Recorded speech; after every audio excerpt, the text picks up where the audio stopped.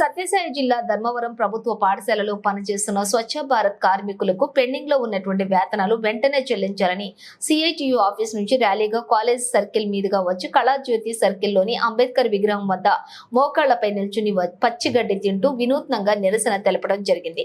ఈ సందర్భంగా JV Ramana CITU మండల కన్వీనర్ టి ఆయూబ్ ఖాన్ మాట్లాడుతూ 2019 సంవత్సరంలో కేంద్ర ప్రభుత్వం ప్రభుత్వ పాఠశాలలందు పరిశుభ్రత కోసం స్వచ్ఛ భారత్ అనే ముద్దు పేరుతోటి అనేక మంది మహిళలను పారిశుద్ధ్య పనుల కోసం నియమించడం జరిగింది। పేరు గొప్ప ఊరు దిబ్బ అన్నట్టుగా కార్మికులకు మాత్రం స్వచ్ఛ భారత్ అనే పేరు తప్ప వారి జీవితాలు ఎటువంటి ఎదుగుదల లేకుండా ఉన్నాయి।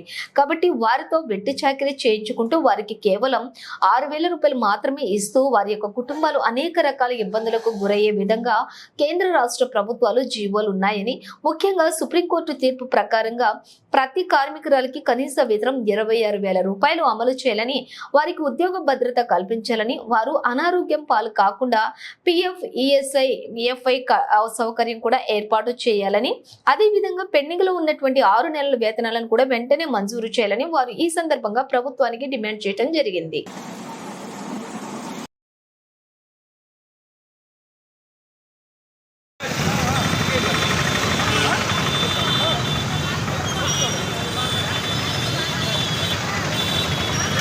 పాఠశాలలందు 2019 నుంచి పరిశుభ్రత కోసం ప్రతి స్కూల్లో కూడా శానిటేషన్ వర్కర్స్ను స్వచ్ఛ భారత్ కార్మికుల పేరుతో వారిని నియమించడం జరిగింది। పేరు గొప్ప ఊరు దిబ్బన్నట్లుగా వారు మాత్రం వారితో పని చేయించుకుంటున్నారు। వారికి ఇవ్వాల్సిన కనీస వేతనం అంటే కేవలం 6,000 రూపాయలతో ఈరోజు వారితో వెట్టి చాకిరీ చేయించుకుంటున్నారు। అటువంటి వెట్టి చాకిరీకి ఎంత ఇచ్చినా తక్కువే। 1 గంట సేపు కానీ ప్రభుత్వ పాఠశాలలో మహిళలు లేకుండా శుభ్రం చేయకపోతే ఆ స్కూళ్ళన్నీ కూడా కంపు పట్టే అవకాశం ఉన్నది। అటువంటి పరిశుభ్రత చేస్తున్న మహిళలకు 6 నెలలుగా జీతాలు ఇవ్వకుండా వారిని వేధిస్తున్నారు। ఇప్పటికైనా కేంద్ర రాష్ట్ర ప్రభుత్వాలు వారికి చెల్లించాల్సిన పెండింగ్ వేతనాలను చెల్లించాలా, అదేవిధంగా కనీస వేతనం అమలు చేయాలా।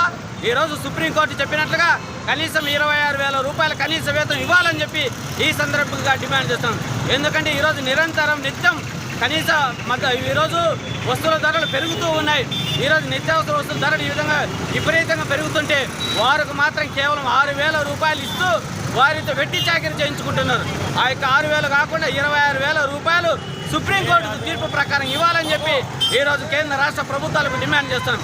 గతంలో జగన్ ప్రభుత్వం గారు వారు పిల్లలకి ఇస్తున్న బడ్జెట్లు కేటాయించి వీరికి జీతాలుగా ఇచ్చేవారు, కానీ ఈరోజు ఈ ప్రభుత్వం ఆ పని కూడా చేయకోకుండా వీరిని వేధిస్తున్నారు। అందుకని ఇప్పటికైనా వారు 100 రోజులు సంబరాలు చేసుకోవడం కాదు, ఇటువంటి పేద బడుగు బలహీన వర్గ ప్రజలు కార్మికులకు ఇవ్వాల్సిన వేతనాలు ఇవ్వాలని చెప్పి ఈ సందర్భంగా వారికి ప్రభుత్వానికి డిమాండ్ చేస్తున్నాం। అందుకోసం ఇప్పటికైనా మహిళలకు ఇవ్వాల్సిన 6 నెలల వేతనాలు ఇవ్వాలని చెప్పి డిమాండ్ చేస్తున్నాం।